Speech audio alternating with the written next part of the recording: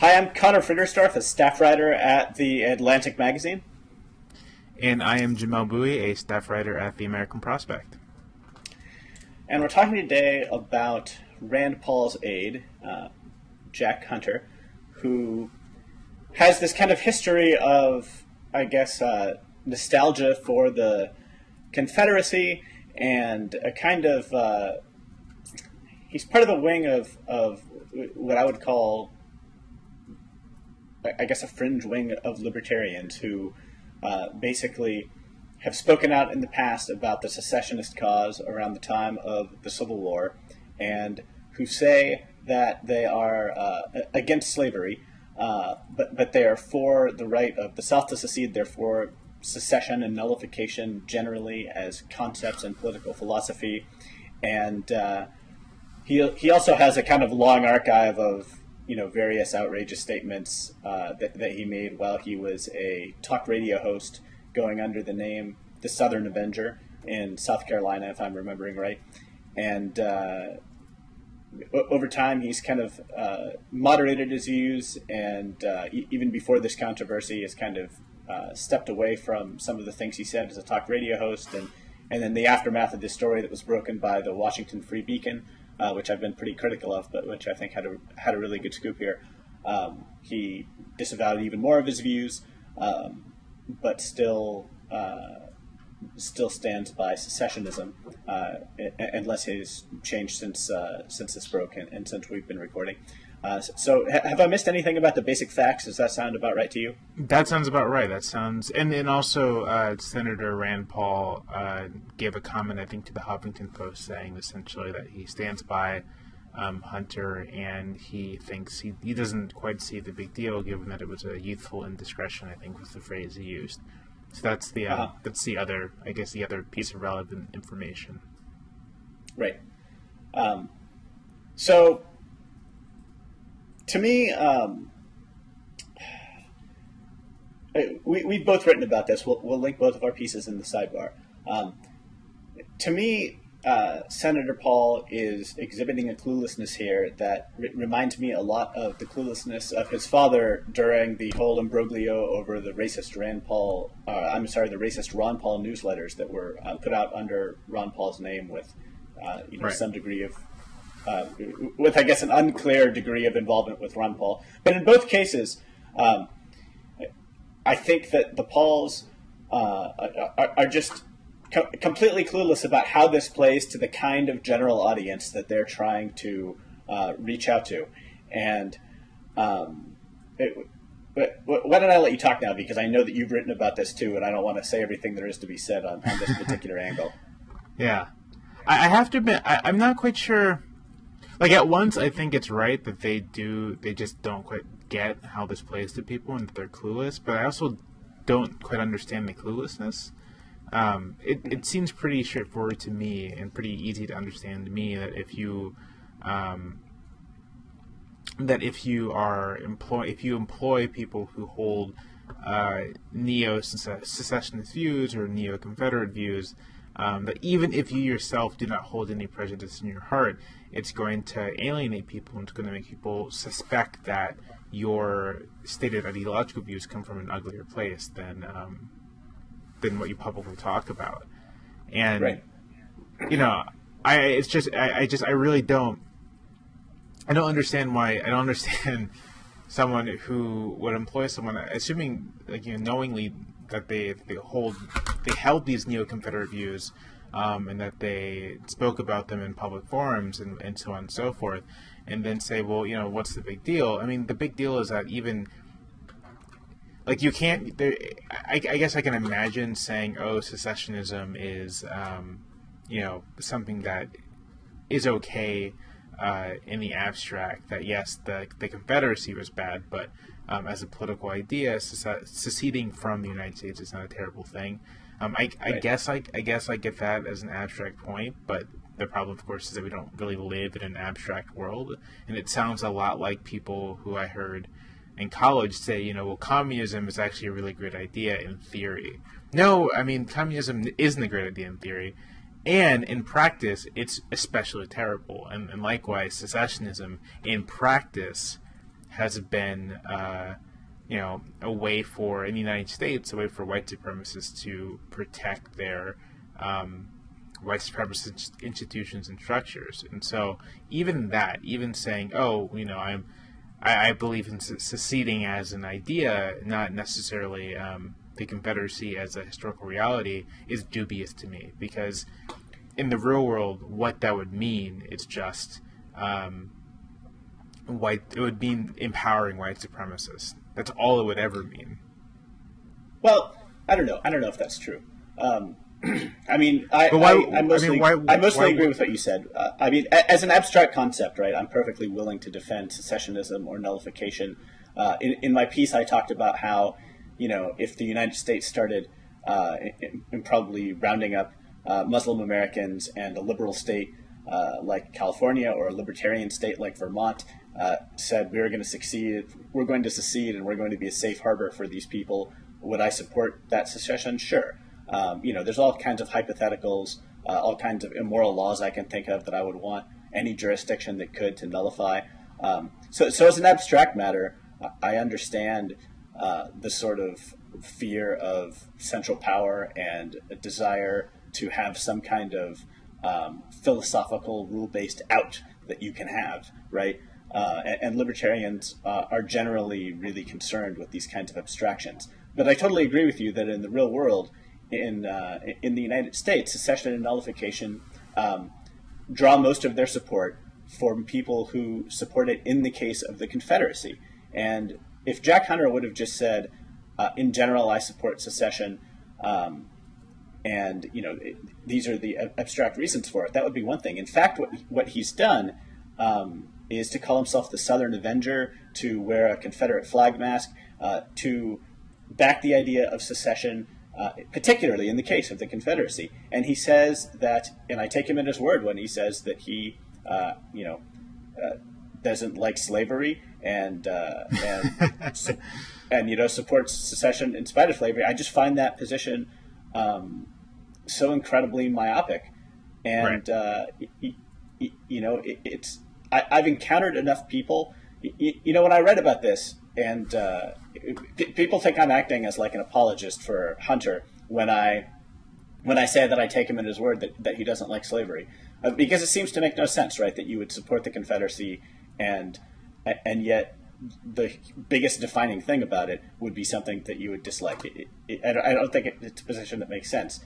But I've encountered a lot of people who have it, and it doesn't make me understand it anymore. But man, even going back to college, almost all of my libertarian friends are sort of on the same page of this as me. But I've encountered enough acquaintances where I get into these long arguments over beer or something about secession and the Confederacy, and they maintain this position that is just full of cognitive dissonance, right? Dissonance. Right. And I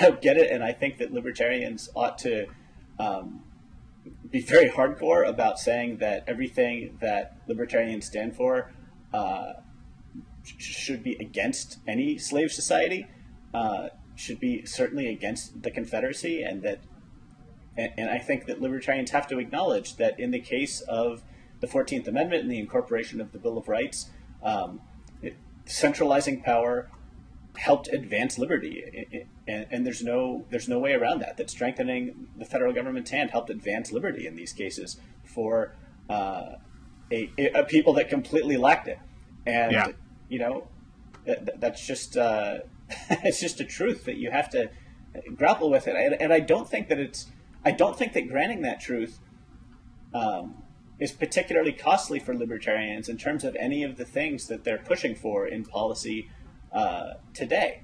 Right. I think that you can grant that the centralizing power of the federal government advanced liberty back then, and argue at the same time that the states ought to be the ones deciding, say, drug policy right now. Right. I don't think that is an impossible argument to make, and I think a lot of Americans would agree with it. So I don't really. It's the thing that I understand least about libertarianism is this seizing, I would say, myopically and selectively on these particular points of philosophical and intellectual consistency that I just don't understand. I mean, in the particular case of the Confederacy and secession, do you have any thoughts on why this is a thing that libertarians have grasped on? Because to me, what it seems like is just a simple case of historical ignorance. I mean, I've been reading, probably not a good idea on my part of my sanity, but I've been reading lots of, I guess, like apologies for secessionism, and a lot of them make this one note, and they say, and I'll add too that a lot of this seems to come out of a feeling that the Civil War was wholly unnecessary, that it didn't need to be fought, and that the destruction it caused was a complete waste.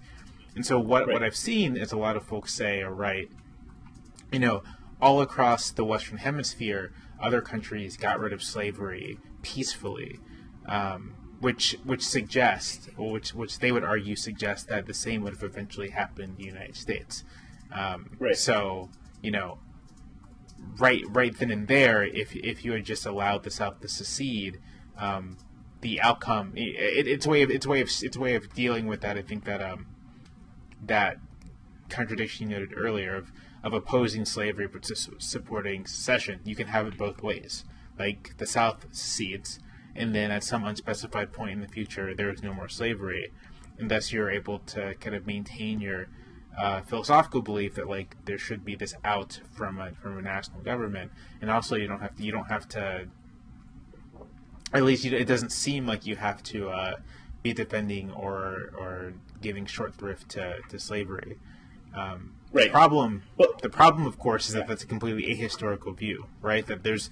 That as late as, right before the Civil War began, or before secession, you had Southern politicians across the plantation states making concrete plans for an invasion of Cuba, to expand slavery there, and sort of dreaming up schemes for essentially colonial wars into South America for the express purpose of expanding slavery. So just even if you wanted to restrict your period of historical inquiry to the 5 years preceding the Civil War, there's no escaping the fact that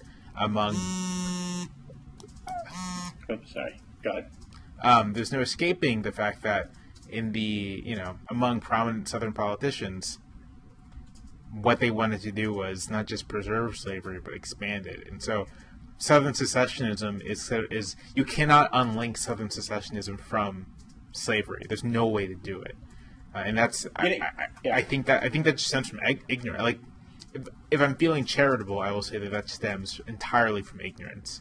If I'm feeling charitable and a little uncharitable, I'll say that ignorance has no excuse, given the amount we know about the period and how easy it is to find information about the period. Yeah, I guess I would say that historical ignorance, right? I agree with your historical analysis about this. So, at the same time, historical ignorance, as a general matter, is something that's like all around us, and it is, very common to all Americans of all political ideologies. Right. Yeah, not saying this is particular to libertarians, just saying. Yeah. But so in the libertarian case, right, you were saying before that a libertarian who wanted to preserve both of these seemingly contradictory things could say that if the South had been allowed to secede peacefully and there wouldn't have been a civil war, then slavery would have gone away anyway or whatever. And so it's like even if that's your position, if Jack Hunter's position would have been that the Confederacy was a terrible society living under terrible principles, but regretfully, given the horrors of the Civil War, they should have been allowed to secede, and slavery would have gone away that way with fewer losses of lives and a more healthy nation going forward, or whatever. That's distinct from wearing a Confederate flag mask and celebrating everything about the Confederacy except for slavery, as if it was this like wonderful society that was worth preserving for like localist reasons. Right. So I don't, it's like even that charitable intellectual path doesn't actually excuse the position that Hunter take and the position that a lot of what I call Confederate nostalgists take. And so I guess it isn't so much the historical ignorance, and it isn't so much even the what I think is a naive view of what would have happened if the Civil War wouldn't have happened, right? Because if I'm trying to think through the root of these kinds of beliefs, and I read all of Jack Hunter's stuff at the American Conservative, and like Dan McCarthy at the American Conservative said, I didn't find anything that he wrote. I didn't read any of his work there and think, oh, this is a hateful closet racist. Right. And so what could explain this? This kind of this kind of thought process that I find largely inexplicable. I don't know. I mean, I guess I grew up in California and have lived in the Northeast and have never lived in the South, and so I'm hesitant to speculate about what it would be like to grow up in that culture in a place where my great-grandparents, say, might have fought in the Civil War, right?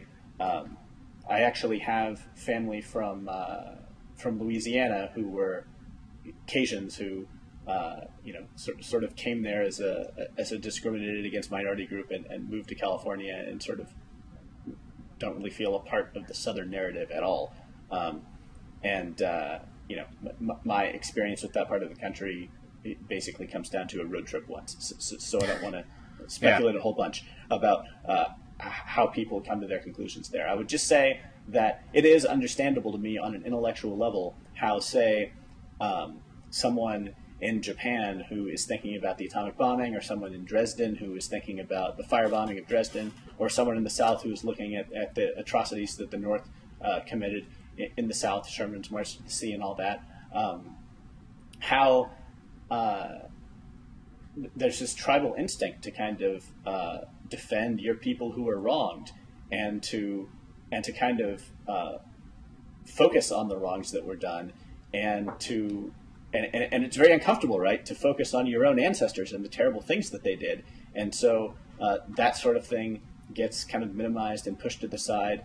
And it isn't that people in these cases are defenders of Imperial Japan and the terrible things that they did, or that they're defenders of Nazi Germany or the Confederacy. It's just that they kind of shunt all of the bad things to the side and proceed as if they didn't happen. Of course, they acknowledge them and say, oh, you don't like these things. But intellectually, in a certain way, they are minimizing them in a way that makes no sense given the gravity of the wrong that was done. So I don't know. That's kind of the assumption on which I operate. I don't know if it's right or not, so I try not to make it too great a part of my work. But as I'm thinking things through, that's sort of my take. Yeah. I mean, I grew up in the South, and I think for most white Southerners who want to memorialize or remember the Confederacy and remember the contributions of their ancestors, I think that probably gets to a lot of it. My problem basically with that, even that, has always been that African Americans, or more than half African Americans, are Southerners, and all African Americans, or at least those that are descendants of slaves, have their roots in the South, and so it's sort of a very exclusionary vision of the South to say that this is, when you say heritage, not hate, it's only heritage for a portion of the South, and even then just a portion of the white South. You have have white Southerners in the more mountainous regions who during the war were Unionist, and their histories or their remembrance doesn't include Robert E. Lee or Stonewall Jackson or so on and so forth. I'll say though that even then there's a difference, right, between wanting to have pride in your ancestors or whatever, and then also defending a set of political arrangements that would, if if they had survived, had been around, Right. would have, you know, would have included either the enslavement or the subjugation or the oppression of African Americans, right? But you can't, you know, Right. and that, I mean, like you said, that's the Jack Hunter problem, because it's not just memorializing or remembering; it's also, arguably, you know, we should have, things would have been better had secession been allowed to happen, or Right. if the federal government weren't so strong, which is really problematic. And I think, and this gets to something I wrote. I think sort of Rand Paul. I take Rand Paul at his word when he says he wants to do outreach to African Americans and other minorities. I think Paul genuinely wants a more diverse and multicultural Republican Party, but he doesn't quite seem to understand that the ideological perspective he's pushing, and plus the people who he associates with, creates the perception that for as much as he says that he wants to do outreach, what he is actually selling is something that doesn't really appeal to or represent or reflect the interest of the minorities he wants to bring into the party.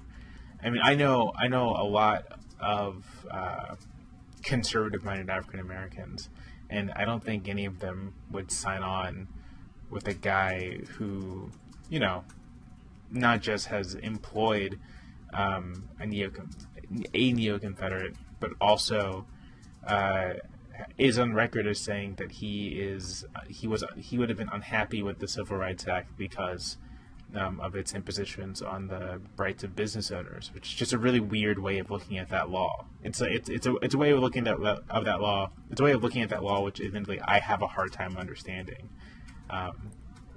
Well, you know, when that whole controversy happened, I forget if I wrote very much myself, but I linked to a Julian Sanchez piece that kind of criticized Paul's position and that really captured my own intuitions about why he was wrong on it. I think, though, that one thing consistently about Rand Paul that I see happening is that he'll take a position or say something or do something, and people who are looking at him as someone who's trying to reach out to, like, Howard University students, right? It doesn't make sense to them why he would do or say these things. And I get that. But I think part of it is that he isn't just trying to reach out to Howard University students. He's trying to do this tricky thing where he bridges these, you know, some of these new people that he's trying to reach out to with, like, his father, the hardest core of his father's old base, right? And so I don't know this for a fact. I have, like, no inside Rand Paul information at all. But sometimes when he says or does these kinds of things, I think, this is a classic example of a politician throwing a sop to this certain part of his base that he feels like he needs to retain, rather than, this is the real deep-seated ideology of Rand Paul coming out. So, like, when I saw him on Rachel Maddow, right, where he said, I think that I forget exactly his words, but his basic point was, I think the Civil Rights Act did a lot of things, but this one provision, I'm uneasy with it, its implications or whatever. Most people saw that and thought, he's saying this part about being okay with the Civil Rights Act as a sop to Maddow, and then his real kind of hardcore philosophical position is coming out in this kind of little aside. I kind of looked at it and thought, what was going through Rand Paul's head was, wow, some of the people who sent my dad a money bomb are going to be uncomfortable if I just say that I was for the Civil Rights Act. I'm going to make sure that they know that I see the, didactic libertarian problem with the Civil Rights Act too, and the way and the problematic precedent that it set or whatever. I kind of think maybe that's what was going through his head, and that even if it wasn't in general, it's important to remember that like all politicians, right, Rand Paul is someone who has this, like, base constituency, and that one of the good things about him, even though my kind of instinct is to want him to talk to this wing of libertarianism in the same way that I did in my piece and say, no, you're wrong for these reasons, damn it. And I don't know that Rand Paul actually thinks that or not. I'm just saying, part of me wishes he would speak that way. Another part of me thinks that the effect of Rand Paul on this wing of libertarianism is actually to moderate it and to bring it into the mainstream, and that that's a good thing in politics, and that, being a senator from Kentucky, he faces these pressures to bridge these worlds, and maybe bridging is a better metaphor than outreach to understand what he's actually up to. So I'm just not so sure if I want to bring this element of American politics into the mainstream, right? Like, I'm not sure that I want a politician to be trying to bridge a divide between neo-Confederate sympathizers and people who literally are on the opposite side of that. I don't know. Like, if the effect of it was to take the naive neo-Confederate sympathizers who aren't actually racist and who are going through all of these cognitive dissonance that we've been talking about, and to kind of separate them out from the people who actually and there are definitely these people who are neo-Confederate sympathizers who are using the language of small government to mask a racist agenda, right? I don't know. I see that as a good thing, mostly because, one thing I struggle with, right? I've written a lot about Rand Paul's sort of civil liberty stance and anti-war stance, and that I think that he's doing really important work in these areas. And I think, obviously, because I'm writing about it and because we're talking about it, that the ideas we're talking about with regard to the Confederacy and the Civil Rights Act and all of this stuff are important. At the same time, I think that they're not things, they're not issues that are at all going to come up in legislation, right, in American life going forward. There aren't going to be states that are going to secede, and there aren't going to be states that are getting away with nullifying, the equal protection of minority groups because of a neo-Confederate fringe, right? That's right. Yeah. There's no support. Even if you brought all of the neo-Confederate people into the mainstream, there's a very small number of people, and these particular issues that were very important back then are not. The civil rights struggles of today are very different things. And if you want to talk about the biggest ones, I think, oftentimes you and I agree on them. There's a whole bunch of issues around incarceration and prisons and the drug war and the way that police are interacting with communities in cities across America. And so, I don't particularly like the neo-Confederate people, and I think that they're really wrong-headed, but I think that moderating their views in the way that always happens when you come to the mainstream is a good thing. And I don't think the right way to approach things is to just say, all right, well, there's this group of people in this whole region, and we'll just kind of ignore them. I think that ultimately often ends up making the worst elements more virulent. Yeah. You're right that at no point in the near future will be litigating secession again as sort of a national issue. But on the other hand, I think these things hold an important symbolic value, right? Like if you can imagine sort of just median voter and looks at Rand Paul and sees that Rand Paul maintains connections to relationships with neo-Confederates, even if he himself does not hold those exact views, even if he himself is not a racist, what that signals two things. One, it makes you for me at least, it makes you question his judgment. Like why if you are attempting to be a broader national politician, do you associate with people whose core beliefs stand against the idea that the United States is a single nation? And second, if you were to elect this guy with these connections and these relationships, what does that say about his commitments to the issues that he says he's committed to, right? That the thing about let's say you're one of the neo-Confederates who is who does not hold any hostility to African Americans. I'm going to guess that the reason why you support secession isn't because you want to, liberalize drug. I mean, maybe you want to liberalize drug laws. That actually does fit a little bit, but maybe not. This doesn't necessarily like drive a prison reform or anything. That you just simply believe that states should be allowed to leave if they disagree with the policies of the federal government. That to me, Rand Paul. If Rand Paul sympathizes with that view, it doesn't. I have no guarantee, based on those relationships, that what he really cares about is drug war issues and mass incarceration issues, right? Like I don't know. I know that that's the bundle of issues that he brings with them, but I don't know what his actual deep substantive commitments are. Yeah, I don't know. I understand. I totally understand your feelings about that. I guess I just think that one, I think that the best way to judge Rand Paul is ultimately like what he actually does in the Senate, the record that he actually amasses, and the issues that he actually focuses on, and even the words that he actually, the words that he actually speaks. And I do think, and I agree with you that insofar as he has people like Jack Hunter around him, it increases the bar for him to kind of reassure people and explain where he's actually coming from. And I think that he's totally failed to do that so far.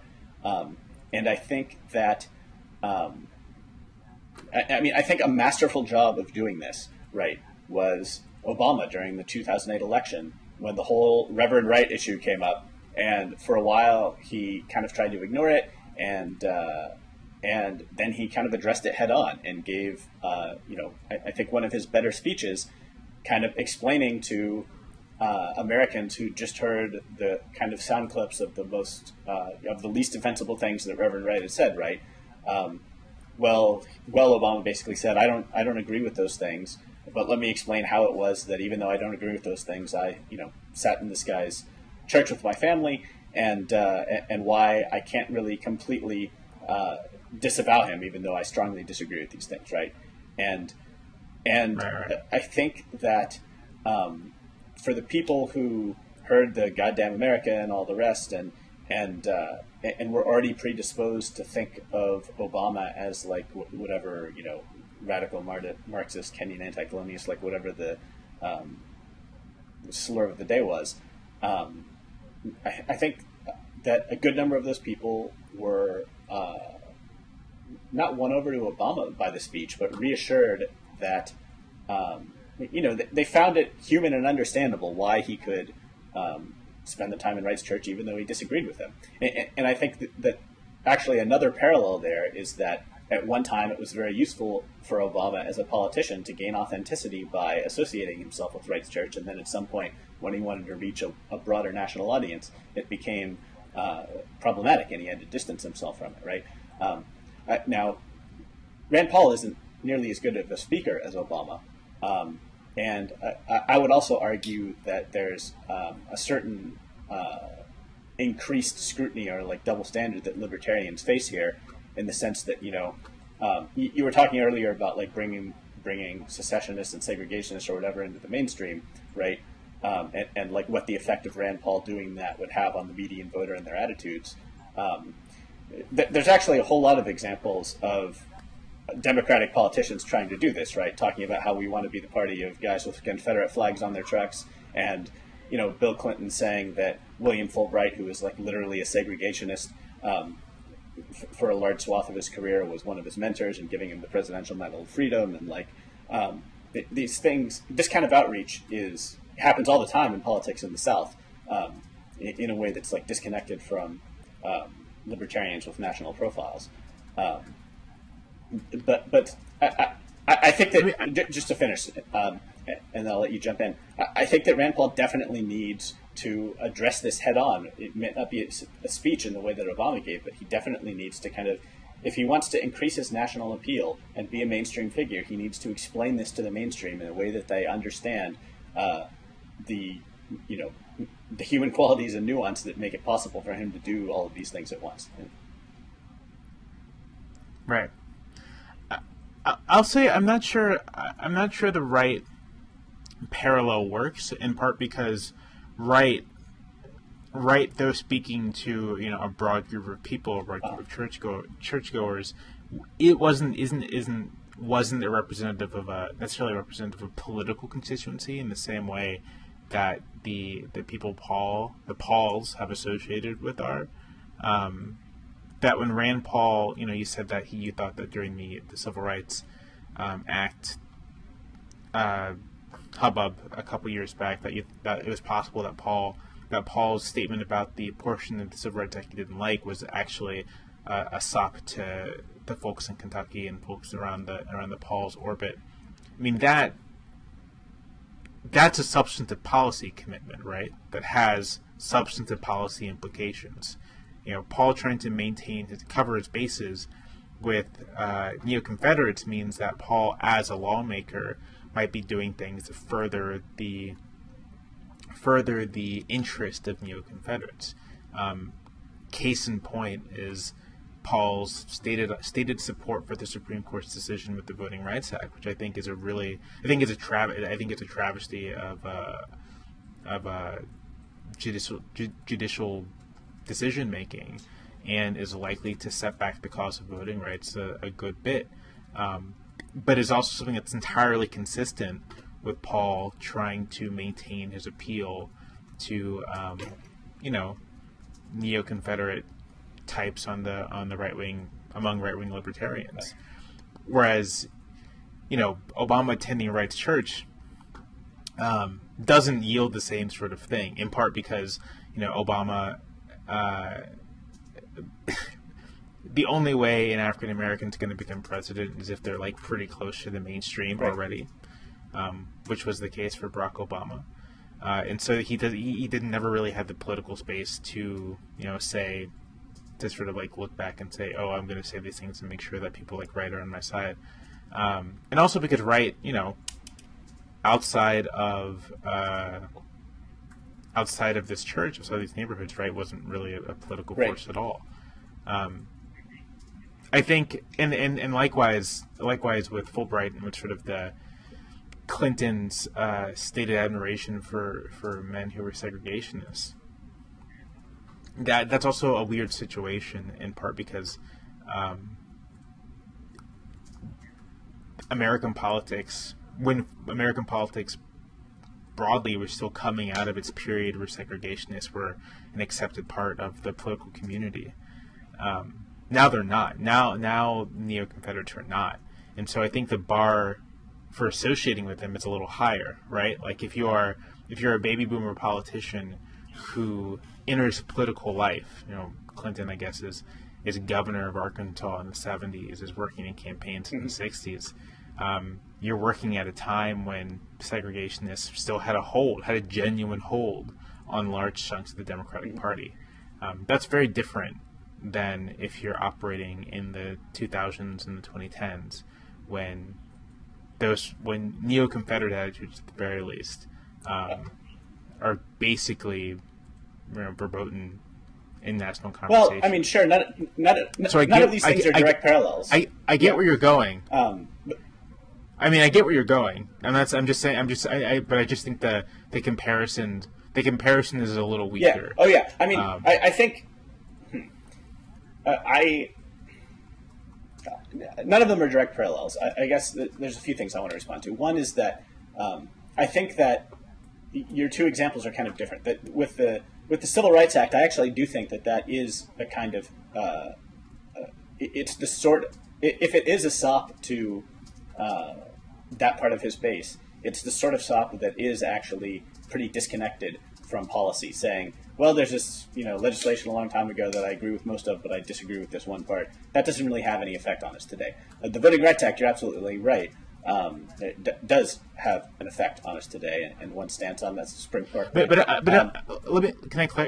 Let me clarify real quick and say that I'm not saying that his stance in the Civil Rights Act directly affects us, but I think his stance in the Civil Rights Act is indicative of other stances he may have that would affect us, of which, and that hence the Voting Rights Act part. Well, I mean, maybe you can draw a connection between those two attitudes, but I guess I would just say that on the Voting Rights Act, like we don't need to draw a secret connection to know he thinks this. He's perfectly he's perfectly upfront about saying that he thinks it. So I don't know. I mean, I think actually that the Voting Rights Act. I actually have yet to read the Supreme Court decision on it, which is sort of on my list of things to do. So I won't comment on that directly. I'll just say that in the last election, it's a terrible and inexcusable thing to have all these places with long voting lines and local Republicans who are basically nakedly acting in a way that's going to try and diminish the votes of people who don't support them, which is in this case the votes of blacks and other minority groups. And to me, the perfect thing for someone like Rand Paul to do would be to pick a fight with his own party on an issue like that. And to me, we were talking earlier about whether he can credibly do outreach to other constituencies while still having, say, someone like Jack Hunter work for him. And I had said that maybe he should make some effort, like Obama did, to explain how this could be possible. But he should also pick these policy fights. And I think that if he picked the right policy fights, he could actually do both of those things at once. I think that if he went hardcore against some of the most egregious state decisions about voting that's disenfranchising people, he could certainly gain credibility with African Americans while still having Hunter sending out his Facebook messages or whatever he does in his office as social media coordinator, right? So I kind of wish that he never would have hired Hunter and that Hunter would resign. But I can certainly imagine a path forward where he keeps Hunter and also does real outreach. It just has to be real outreach on like important issues that take some political risk. Yeah, I mean, and I guess so that is definitely a viable path forward. And I will bet money that Paul does not take that path. Which is what makes me think that the neo-Confederate stuff. I'm not going to say Paul is neo-Confederate, but the basic sympathy with secession is something I think I would not be shocked if Paul had. That's why this stuff matters, right? That all of it all together suggests a set of substantive views that will affect how he approaches lawmaking and are affecting how he approaches lawmaking. Which is why I kind of think this Jack Hunter stuff is going to end up being more important for his future than it looks. Well, it's certain, yeah. Because if it gets any traction outside of the Beltway, which is basically where it is right now, I think it's the sort of thing that will shape perceptions of him among the kinds of people that he needs to at least be open to it. Right. I wonder though. So, I mean, to me, his position on the Voting Rights Act, right, is basically embraced across the Republican Party. And right. I don't think that you need neo-Confederate sympathies to explain it. I mean, all of the anti-neo-Confederates in the Republican Party who really want to attack Paul feel the same way about him on the voting rights stuff. So apart from the voting rights stuff, is there anything else you've seen in Paul's time as a senator that makes you think, some issue that he's voted on, some bill he's introduced that makes you think, oh, this is him slipping in neo-Confederate sympathies or secessionist sympathies into his work as a lawmaker? I mean, no, not necessarily. I do generally think that Paul's position on economic issues, basically an outright sort of desire to gut the welfare state and so on and so forth,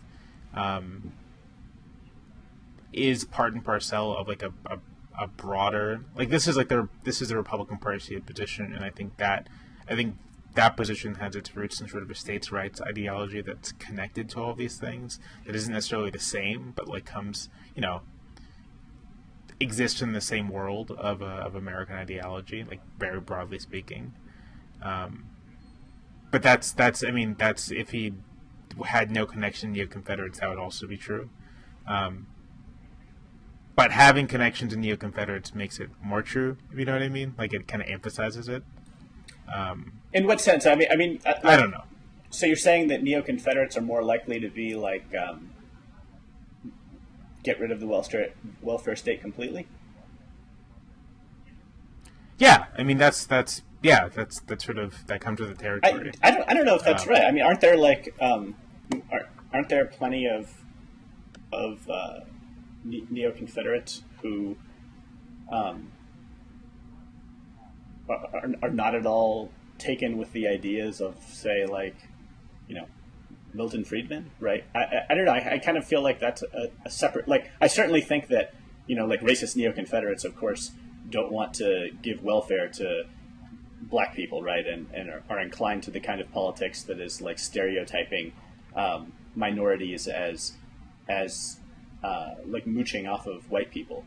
I certainly think that there's like a racist strain going on there and an affinity, but I don't know. My sense is that, like, both among racist Democratic and Republican Southerners, there is comfort with big government in certain ways, so long as it's being steered to people like them. I mean, sure. I'm just not sure. So, two things. With the particular, with neo-Confederate ideology in general, I have not encountered any neo-Confederates who also, support robust government spending. I think typically opposition to centralized spending on public provisions by the federal government, like, tends to go. Neo-Confederates also tend to hold that view in addition to supporting secession.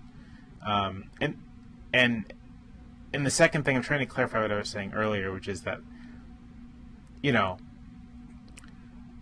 I don't think I'm saying that Rand Paul is actively trying to insert neo-Confederate ideology into mainstream American politics. I'm not even sure that Rand Paul is neo-Confederate. I don't know.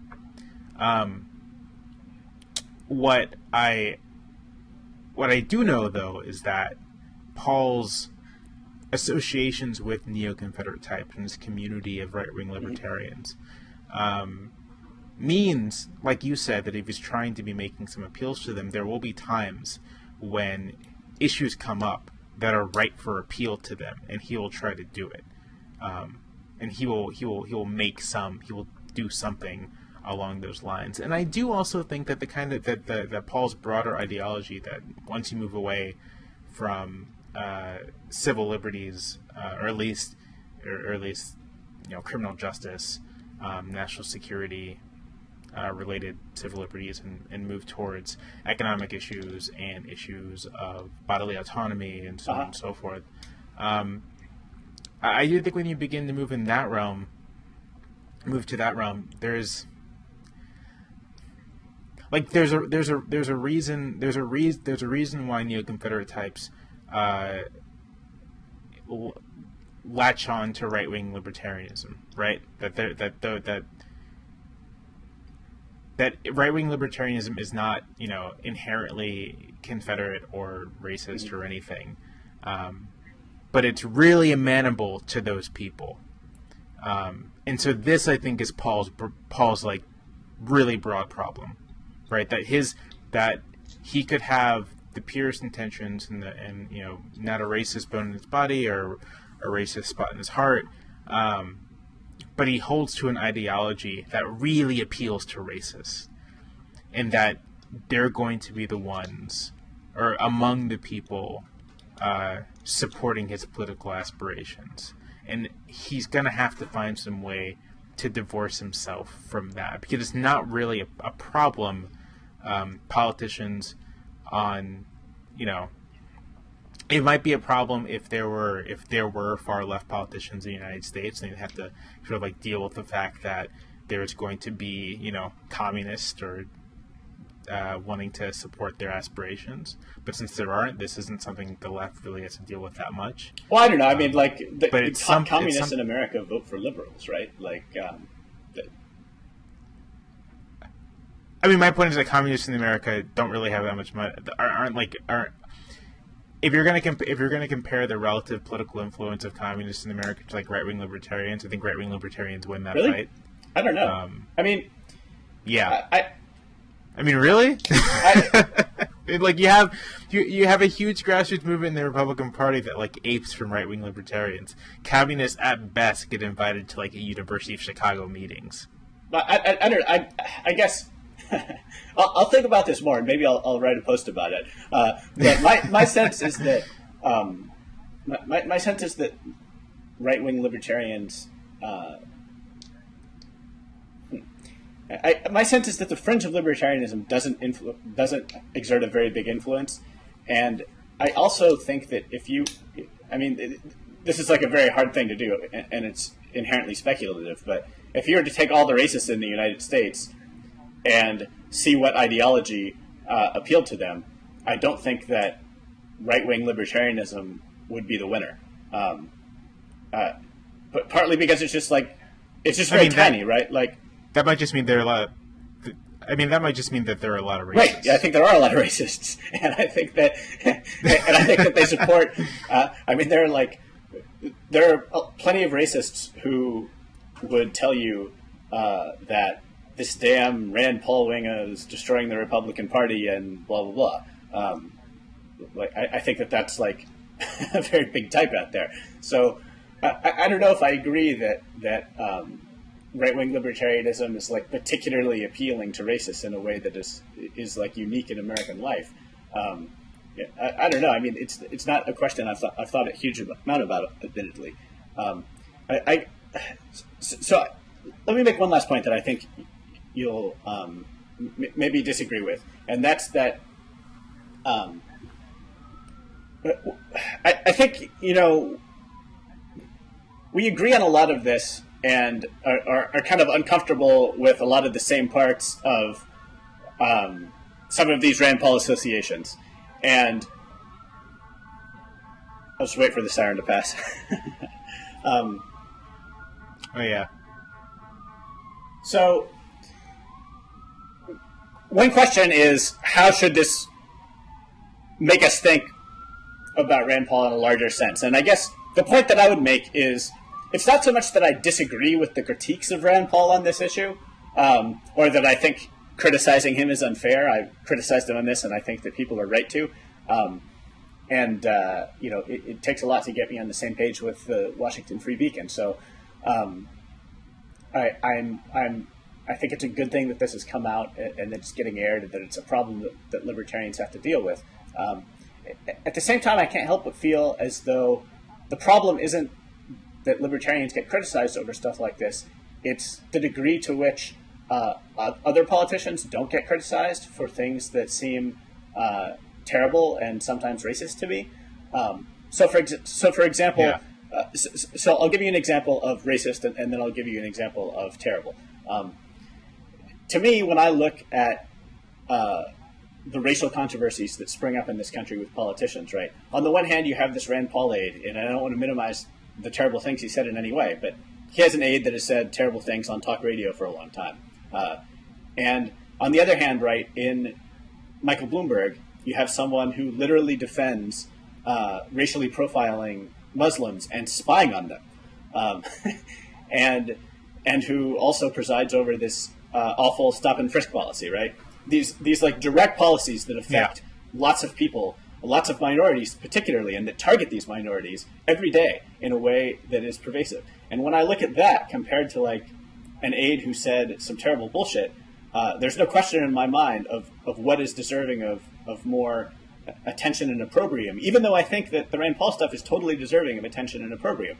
And then to right. think of like even the most mainstream politicians, right? Think of like George W. Bush and Barack Obama, right? And let's think about their aides and the people that they've put in positions of power, right? And this is where we go from racist to terrible. Right. Both Obama and Bush stand up for aides who were complicit in torturing people, like literally Right. torturing people. And this isn't a scandal, and it's not regarded as a problem, and no one criticizes Obama for having aides that were complicit in torturing people. And so when I look at these things, I think, as someone who's obviously sympathetic to a lot of the things that Rand Paul is fighting for, and I'm trying to place this controversy in the larger scheme of American politics, that's the point I want to make. That it's not that I think Rand Paul shouldn't be criticized. It's that comparatively, it drives me crazy that these other people don't get criticized for these terrible things, often by like people who agree that they're terrible. They agree with me that torture is terrible. They agree with me that stop and frisk is terrible. They agree with me that it's abhorrent to racially profile Muslims and to spy on them. And yet they can very easily imagine themselves voting for Obama, very easily imagine themselves voting for Bloomberg, can't imagine themselves voting for Rand Paul. He's just, his sins are just like beyond the pale. And I just don't think that makes sense. Yeah. All right, so I will attempt to make. I will say two things. The first is that I pretty much agree with you on that. The second is I'll try to attempt to make this make sense for you. I think it has to do with a couple things. The first is that for the kinds of people who are very vigorously criticizing Rand Paul, there's just a lack of, well, before I get to that, there's a simple fact that like most of them don't really share that many substantive commitments with Rand Paul, right? That they may agree with him on national security and on civil liberties, but on the whole other range of issues to which Rand Paul is nominally committed, they don't. The opposite is true with like your Obamas and your Bloombergs. While they may disagree with Bloomberg on stop and frisk, they may disagree with Obama on his conduct in national security, on the broader range of things which they say they have commitments to. These people agree, and so it's sort of they have a different relationship to those politicians than they would someone like Rand Paul. Regardless of what Rand Paul said, they would have been opposed to him. This is just like the gravy on top. Whereas with someone with like Michael Bloomberg, this is sort of the thing that minimizes their enthusiasm or their support for him, but doesn't completely get rid of it. And the other thing is the second thing is, and this kind of falls along with that, is just cultural affinity. That I think many of the people criticizing Rand Paul, while I will shout down anyone who says that the Confederate flag has anything to do with Southern heritage, I will certainly say that Rand Paul and the people around Rand Paul are culturally and recognizably Southern in a way that I think probably makes some people uncomfortable, whether they realize it or not, and kind of like triggers the viewer the idea that someone with a Southern accent must obviously be a racist. Well, or hold or harbor those kind of views. Well, yeah. I mean that wasn't I'm John Edwards, right? But yeah, I take your point. Yeah. You're right. That wasn't applied to John Edwards, and so I'll add to that, like someone who talks like that and holds those particular policy views. Like maybe the accent isn't sufficient, but it's part of it. And so there's just like a lack of cultural affinity. And the other thing, and this is very broad, but just that like when Americans think of racist and racism, what they think of are people like the Southern Avenger. No one thinks of someone like Michael Bloomberg being a racist. Though I actually think you could probably marshal a good amount of evidence to say that Michael Bloomberg, if not like a racist, is someone that harbors like really ugly attitudes about non-whites, as evidenced by the assertion that we don't stop blacks enough in the city. But like no one, most people when they think racist, they don't think of some like tiny dude from New York. They think of a white Southerner wearing a Confederate flag mask from South Carolina. No, I totally I agree.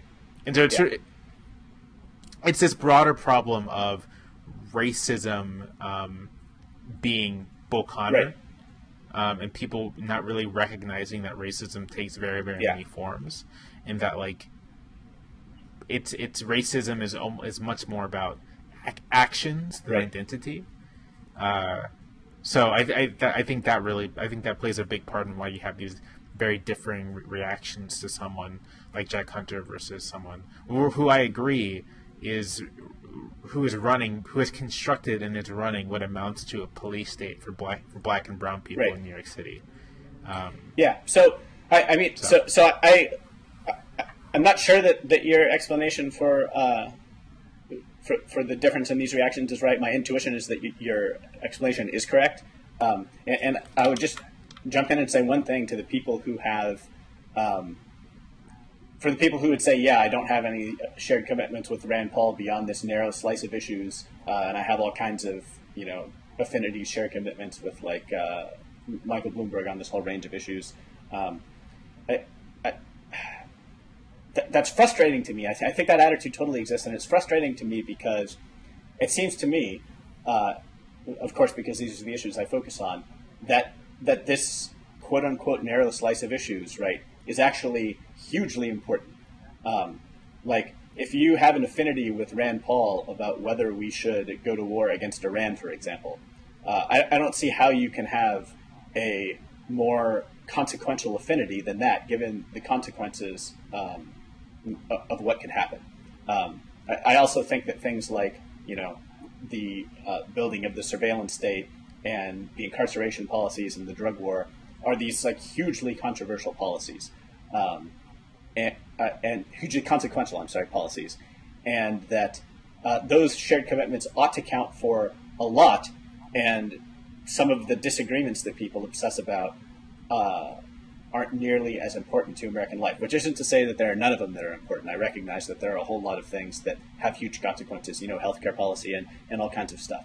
So I don't want to minimize the important disagreements that there are. I just want to say that I don't think that these issues are held as high enough priorities for people, and and I hope that changes via someone, even if it doesn't change via Rand Paul.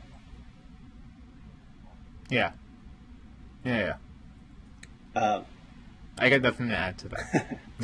All right. Well, we're at an hour, so I think it's probably a good time to stop. But I really enjoyed this. I think it's been a good one. So thanks.